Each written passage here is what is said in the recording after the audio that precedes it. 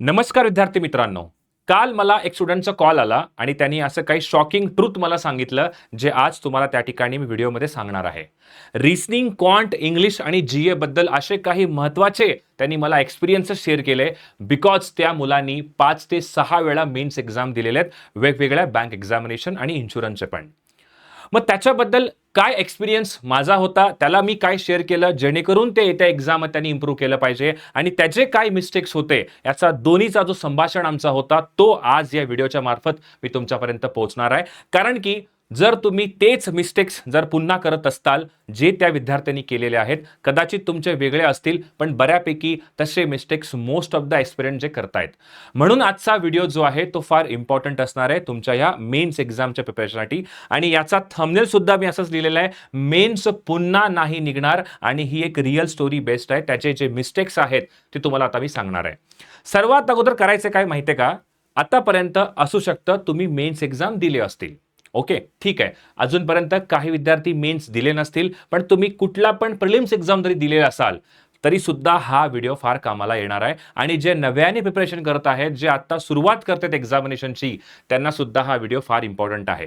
आता पहा, करायचं काय की तुम्ही जर कुठला पण मेन्स एक्झाम आतापर्यंत दिलेले असताल तर त्याला एकदा व्यवस्थितपणे बसून काय करायचंय, अनालाइज करायचंय. Sir, what you mean by analysis? तुम्हाला माहिती असेल की त्या एक्झामच्या प्रिपरेशनच्या फेजमध्ये किंवा जेव्हा तुम्ही एक्झामिनेशन दिले होता ते देत असताना जस्ट तुम्ही एक्झाम जेव्हा कंप्लीट होतं तेव्हा आपल्याला समजतं की यार हा एक्झामिनेशनमध्ये माझे हे मिस्टेक्स होते, आता पुढच्या एक्झाममध्ये मला हे मिस्टेक करायचे नाहीये.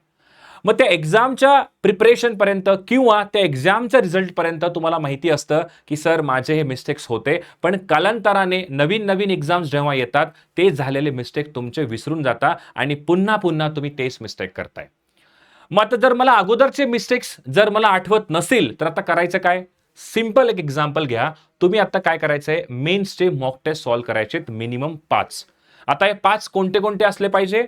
सर 5 असले पाहिजे जे मी एक्झाम्स टार्गेट करतोय. जसं की तुमचं एक्झामिनेशन टार्गेट असेल एसबीआय क्लर्क, जे आता रिसेंटली येत आहे काही दिवसानंतरनं, एसबीआय पीओ असेल किंवा RRB PO, otherwise IPS PO clerk असेल. जो कोणतं एक्झामिनेशन तुम्ही टार्गेट करताय त्या एक्झामचे 5 मिनिमम मॉक टेस्ट लावायचे येत्या 10 ते 12 दिवसामध्ये किंवा येत्या 5 दिवसामध्ये. मग तेव्हा तुम्हाला एक समजेल की सर ह्या मेन्समध्ये काही माझे मिस्टेक्स होते. मग कदाचित तुम्ही रिकॉल करताल की सर मागच्या वेळेस सुद्धा मी असेच काही मिस्टेक केले होते. मग ते आधीचे मिस्टेक आणि तुम्ही आता नवीन एक्झाम देताय, जे तुम्ही आता मेन्स दिलात, ते जर मिस्टेक्स दोन्ही इक्वल असतील तर कदाचित प्रॉब्लेम तुमच्याकडे आहे. प्रॉब्लेम काय आहे सर? तुम्हाला माहिती होतं की सर अगोदर पण मी हे प्रॉब्लेम केलं होतं आणि आताही तेच प्रॉब्लेम होतंय, तर याचा अर्थ काय आहे की तुम्ही तुमच्या मिस्टेकवरती काम नाही केलं. ते मिस्टेक्स त्याला तुम्हाला सुधारायला पाहिजे होते, पण काही कारणामुळे तुम्ही ते मिस्टेक्स नाही केले. म्हणूनच काय होतंय, ह्या एक्झाममध्ये सुद्धा तेच प्रॉब्लेम क्रिएट झाले. म्हणजेच काय, इंग्लिशमध्ये काय झालं, क्वांटमध्ये काय झालं, त्याच्यानंतर रिझनिंगमध्ये काय झालं आणि जीएमध्ये काय झालं, याच्याबद्दल आपण डिटेल बोलूयात. आणि जर कन्क्लुजन काय काढताय तुम्ही, तसेच मिस्टेक जर तुम्ही आता पुन्हा करताय आणि त्याला आता येणाऱ्या वेळेमध्ये जर तुम्ही व्यवस्थितपणे त्याला प्रॉब्लेमला सॉल्व्ह केलं नाही, त्या मिस्टेकला सॉल्व्ह केलं नाही, पुन्हा रिझल्ट तुमचा तोच असेल जो रिझल्ट तुमचा इथं होता आणि जो रिझल्ट तुमचा इथं होता. सर्वात अगोदर आपण बोलूयात अबाउट रिझनिंग, जो माझा सब्जेक्ट आहे. मी तुम्हाला रिझनिंग मध्ये गाईड करतोय. मेजॉरिटी ऑफ द स्टुडंट काय करतायत, त्या मेन्स मॉक मध्ये सुद्धा तुमचे असेच काही दिसतील, क्रिटिकल रिझनिंग अटेम्प्ट नाही करणार. क्रिटिकल रिझनिंग सारखा जो सब्जेक्ट आहे, जो टॉपिक आहे, तो इतका डिफिकल्ट नाहीये. त्याला व्यवस्थितपणे जर तुम्ही समजून घेतला तर डेफिनेटली तुमचा क्रिटिकल रिझनिंगचे क्वेश्चन्स, मी असं म्हणत नाहीये की आउट ऑफ आउट येतील, पण ॲटलिस्ट जर 12 क्वेश्चन्स आले, 9-8 क्वेश्चन्स तुमचे बनतील, जर तुमच्याकडे त्याचा प्रॉपर स्ट्रॅटेजी, प्रॉपर प्लॅनिंग आणि एक माझ्यासारखा चांगला एज्युकेटर असेल तर. हे मिस्टेक्स तुम्ही डेफिनेटली करणार आणि त्या विद्यार्थ्यांनी सुद्धा हेच मिस्टेक केलं होतं. सेकंड आहे इझी क्वेश्चन्स. असं नाही आहे की पेपरमध्ये जे तुमचे मेन्सला क्वेश्चन येतात सगळेच डिफिकल्ट असतात. असे काही क्वेश्चन्स असतात जे तुमचे डुएबल असतात आणि विदिन द टाइम लिमिट सुद्धा बनताय. एक्झाम्पल घ्या, डेटा सफिशियन्सी. 3 ते 4 क्वेश्चन तुमचे हमखास दिसतात प्रत्येक मेन्स मॉकमध्ये किंवा मेन्स एक्झाममध्ये सुद्धा. मग ते 3 ते 4 क्वेश्चन जे डेटा सफिशियन्सी आहेत ते क्वेश्चन मेन्स लेवलचे नाही आहेत, ते क्वेश्चन तुमचे प्रिम लेवलचे असतात, पण थोडासा जो आहे त्या क्वेश्चनला चेंज केला जातो तुमच्या समोर आणण्यासाठी. मग प्रीचा सिलेबस असताना मग तुम्ही ते मेन्समध्ये का अटेम्प्ट करत नाही? जेणेकरून 3 ते 4 मिनिटाच्या आतमध्ये ते जर डेटा सफिशियन्सी तुम्ही बनवलं तर डेफिनेटली काय आहे, तुमचा तो नंबर येऊ शकतो. हे इझी क्वेश्चन बरेचसे मुलं काय करतायत, मिस करतायत. सेकंड कोणतं आहे, कोडेड इनइक्वालिटी. ते सुद्धा एक इझी टॉपिक आहे. 3 क्वेश्चन तुमचे हमखास दिसतील बऱ्यापैकी शिफ्टमध्ये कोडेड इनइक्वालिटी विचारलं जातं.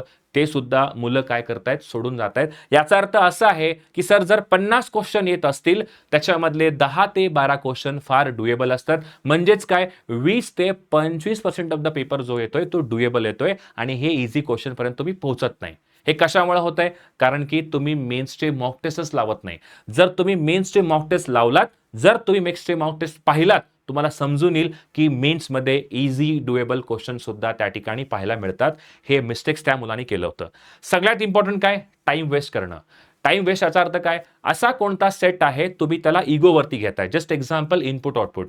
सर मी इनपुट आउटपुटचे 200 सेट सॉल्व्ह केलेत आतापर्यंत, भरपूर मी क्लासेस अटेंड केले, तरी सुद्धा तो चॅप्टर मला त्या ठिकाणी सॉल्व्ह नाही झाला, तो क्वेश्चन मला सॉल्व्ह नाही झाला. याचा अर्थ काय केलं की तुम्ही इगोवरती घेऊन गेलात.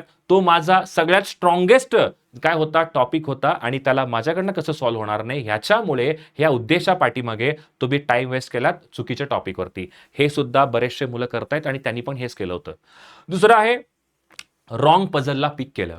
होतं बरेचसं असं की पझल जे असतात युजली टाइम टेकिंग असतात, पण तुमच्याकडे जर प्रॉपर स्ट्रॅटेजी असेल, प्रॉपर तुम्ही शॉर्टकट वापरले. शॉर्टकट याचा अर्थ काय, कंडिशन्सला जेव्हा तुम्ही त्या ठिकाणी घेताय त्या कंडिशनला सॉल्व्ह करत असताना मेजॉरिटी स्टुडंट काय करतात, 4 ते 5 कंडिशन घेतात. जर तुमच्याकडे आर्ट ऑफ एलिमिनेशन असेल तर डेफिनेटली तुमचे पझल जे आहेत ते रॉंगली पिक नाही होणार आणि तुम्ही स्मार्टली पझलला सॉल्व्ह करणार आहे. असे मिस्टेक बरेचसे मुलं करत असतील आणि जेव्हा तुम्ही मॉक टेस्ट देताल तुमच्या रिझनिंगमध्ये सुद्धा असेच क्वेश्चन्स जे आहेत किंवा हाच जो तुमचा मिस्टेक अनालिसिस आहे तो तुमच्या समोर येणार आहे. आणि जर हे मॅच झालं तर डेफिनेटली तुम्ही कमेंट करून सांगा की हो आम्ही हेच मिस्टेक करतोय म्हणून.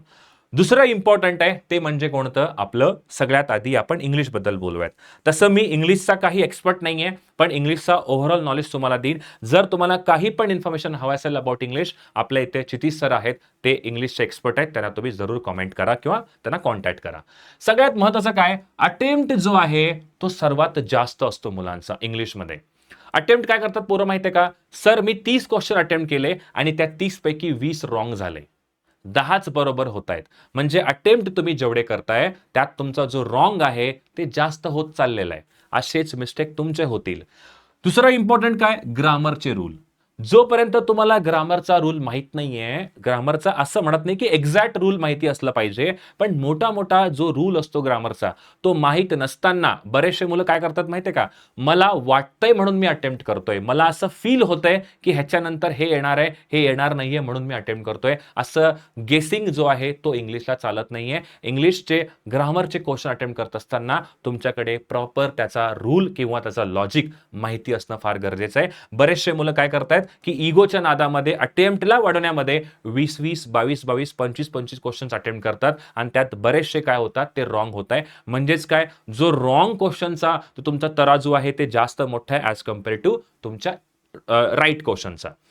दुसरं काय, आरसी मध्ये आता होतंय काय, तुम्हाला माहिती असेल आतापर्यंत आमचा परसेप्शन काय बनलाय आरसीला घेऊन, की रिडिंग कॉम्प्रिहेन्शन मध्ये सगळे जे क्वेश्चन्स असतात ना त्याचा एक कीवर्ड बघायचा, तो कीवर्ड आरसी मध्ये शोधायचा. तसे क्वेश्चन येतात का मेन्स मध्ये? नाही.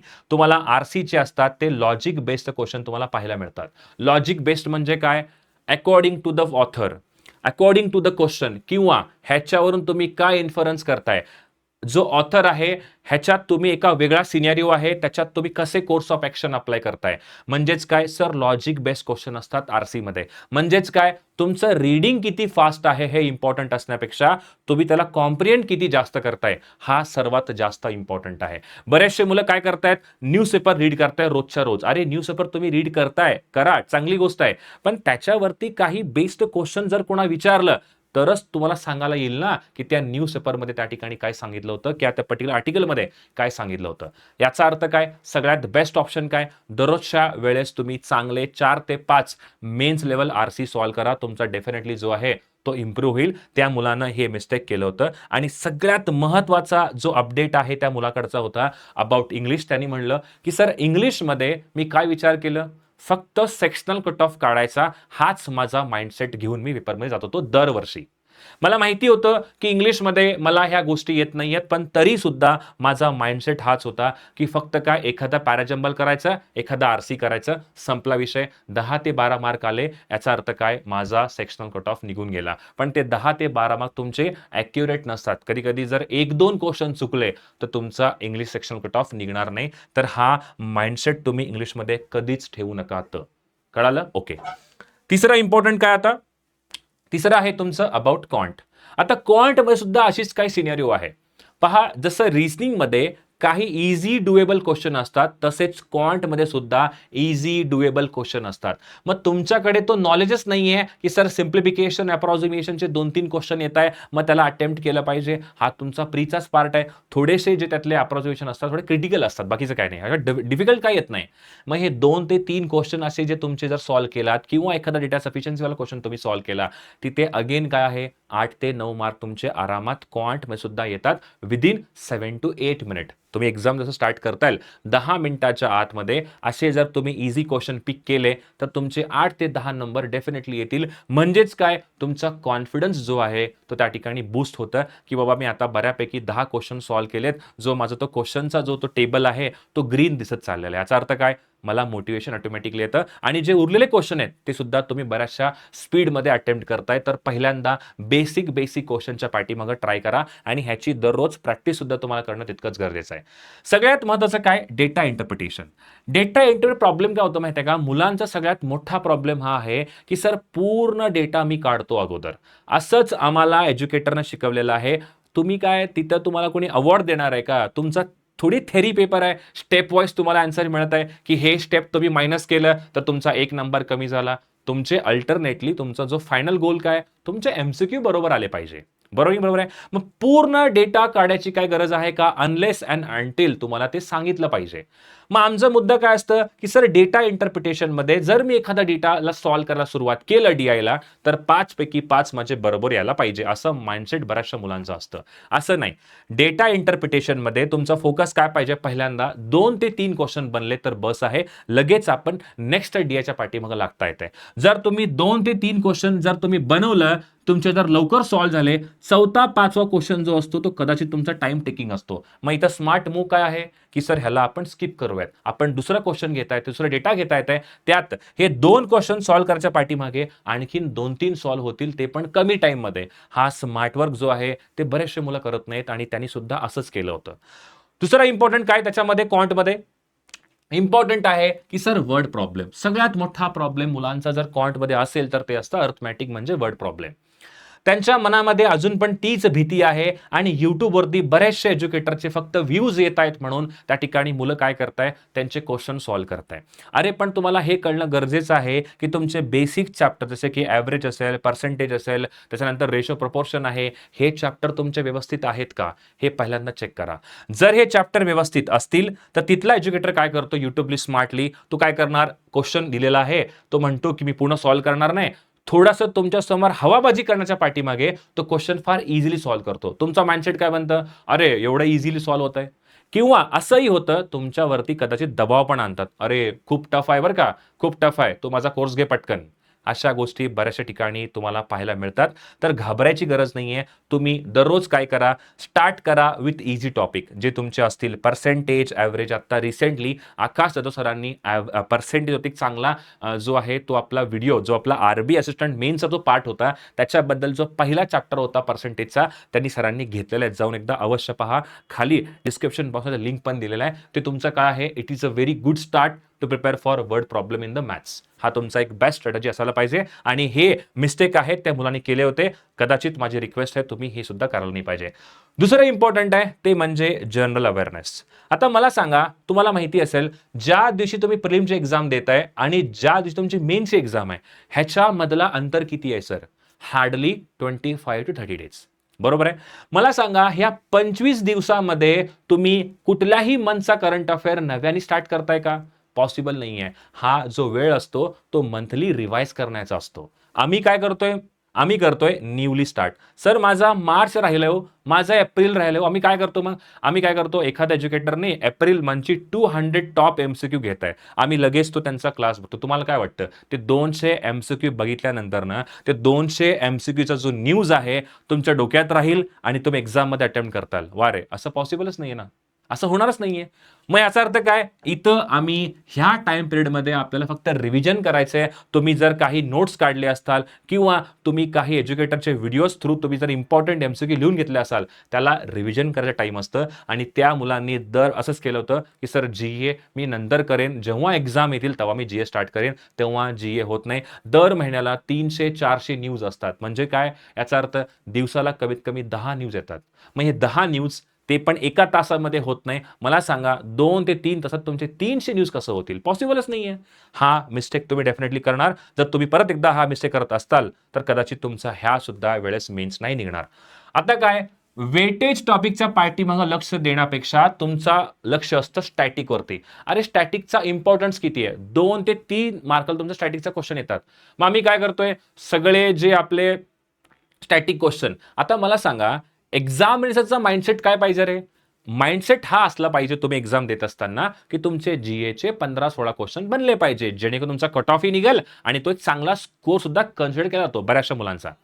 आम्ही काय करतोय, मोठे मोठे बुक्समधून काय करतोय, त्या कंपनीचा इस्टॅब्लिशमेंट इयर काय होतं, त्याचा सीईओ कोण होता, त्याचा एमडी कोण होता. ठीक आहे, वेल गुड आहे, एज्युकेटरला ते पार्ट असू शकतं मे बी, पण स्टॅटिकमध्ये मुलांना बऱ्याचशा गोष्टी पार्ट नसतात. आम्ही काय करतोय, ह्याच्या पाठीमागे लक्ष देतोय. हा तुमचा वेटेज टॉपिक नाही आहे. तुमचा वेटेज टॉपिक काय आहे? National affair, international affair, banking and finance, RBI circular आणि सगळ्यात इम्पॉर्टंट ते म्हणजे गव्हर्नमेंट स्कीम.